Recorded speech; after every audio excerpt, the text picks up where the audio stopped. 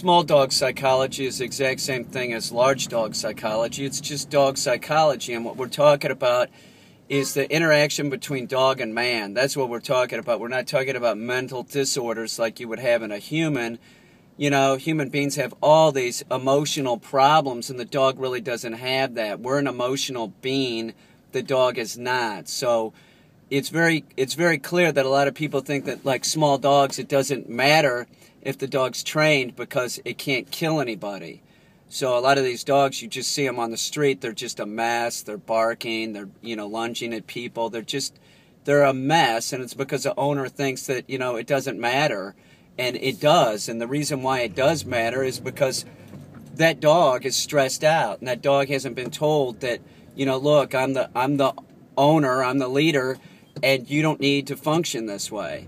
So one of the reasons why we train the dog is to make it less stressed out, to make it so it's not stressed out.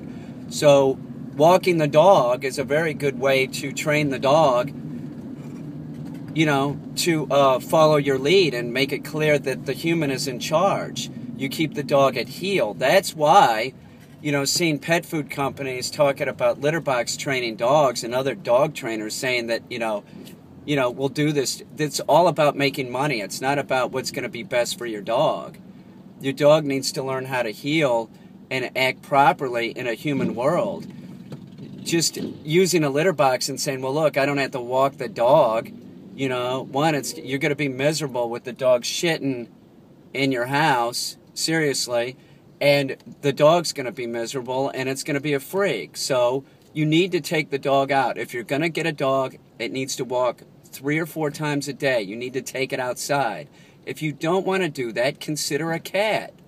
But you can't expect that a dog that is shitting in a box or on wee-wee pads is going to be right, in its head.